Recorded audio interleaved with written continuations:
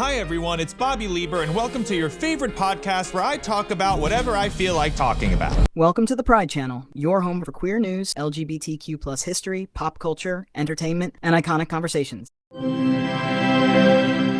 When Bros was released in 2022, it carried a lot of expectations on its shoulders. Marketed as the first major studio gay romantic comedy featuring an almost entirely queer cast, it wasn't just another rom-com. It felt like a milestone. And while the movie ended up disappointing at the box office, the film itself was far better than its financial performance would suggest. Where do we stand on this?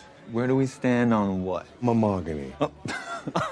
On mahogany? Are we open? What are we into? What are we doing? Like, Oh, this is just like when Harry met Sally. what do you mean? At its heart, Bros is funny, charming, self-aware, and surprisingly heartfelt. Written by and starring Billy Eichner, the film follows Bobby, a somewhat cynical podcast host who unexpectedly falls for Aaron, played by Macfarlane. What begins as a series of awkward hookups and sarcastic exchanges gradually develops into a genuine love story, and that's where the movie shines. One of the most refreshing things about Bros is that it treats a gay romance like any other romantic comedy. For decades, queer characters were often relegated to sidekick roles, tragic storylines, or coming-out narratives. Bros allows its characters to be messy, flawed, funny romantic, and ridiculous. It's a movie about love, insecurity, commitment, and emotional vulnerability, universal themes that resonate regardless of sexuality. Let me start again. Hey, whoa. What's going on in here? Do you have some personal you want to complain to me about? No.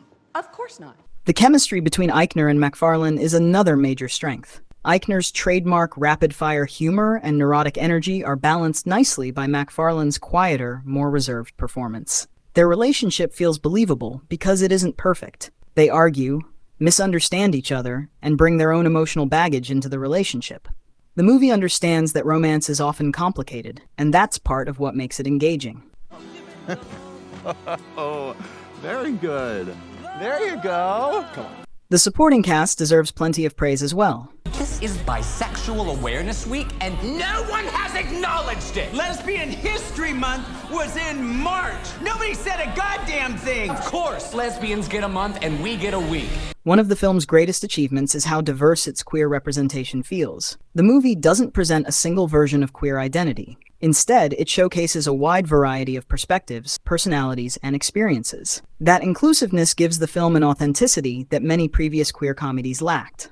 I don't want any Hollywood bullshit. No scenes where two guys are about to hook up and all of a sudden the camera conveniently pulls away. Oh. Hey, I'm gonna go. This is nice meeting you. Yeah, you too. It was lovely. Of course, Bros isn't perfect. Some viewers found the dialogue a little too fast-paced or overly focused on cultural commentary. There are moments where the movie seems determined to make a point rather than simply tell its story. A few jokes don't land, and some of the conversations can feel more like debates than natural interactions. If you're not already familiar with Billy Eichner's comedic style, his character's constant intensity may occasionally become exhausting. You like dumb guys. What? Yeah, you heard me. I see what you like. You like these big, like, bro-y, like, meathead idiots. But these criticisms are relatively minor compared to what the film gets right. Even when Bros is at its most chaotic, it remains sincere. Beneath the jokes and sarcasm is a movie about people wanting to be loved while struggling to believe they deserve it. That emotional core keeps everything grounded. Which brings us to the most disappointing part of the Bros story, its box office performance. The film grossed far less than expected, quickly becoming labeled a commercial disappointment. That's unfortunate, because movies like Bros are exactly the kind of mid-budget comedies that Hollywood has been making less and less frequently. The romantic comedy genre was once a staple of theaters, but many of these films now head directly to streaming services.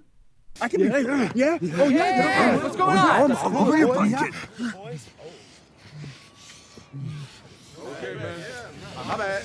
The disappointing box office results also sparked conversations about whether audiences would support queer-led films in theaters. The reality is probably more complicated than that. Bros was released during a period when many adult-oriented comedies were struggling theatrically, regardless of subject matter. The entertainment landscape had changed dramatically, with audiences increasingly waiting for streaming releases. At the same time, the film faced the challenge of appealing both to queer audiences and mainstream rom-com fans. If I had come up to you and used my real voice, would you have been attracted to me? Wow. That is really sad, but yeah, I think so.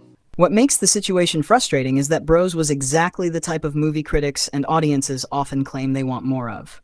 An original story, strong performances, clever writing, and meaningful representation.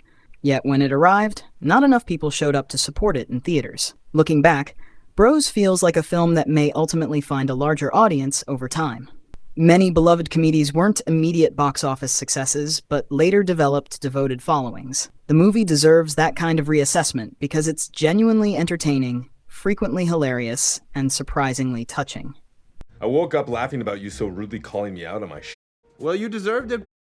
Honestly, I was impressed. You may be more emotionally unavailable than I am. Well, maybe we can be emotionally unavailable together. More than anything, Bros proves that queer stories don't need to be defined by tragedy or struggle alone. They can be romantic, awkward, funny, and joyful. The film isn't flawless, but it's a warm, smart, and heartfelt romantic comedy that deserved far more attention than it received when it first hit theaters. Its box office disappointment says more about the challenges facing modern theatrical comedies than it does about the quality of the movie itself. Guys, live your lives, please. Gay guys are so stupid. Oh my God, I know. Gay guys are usually like the absolute smartest or like the dumbest people I've ever met.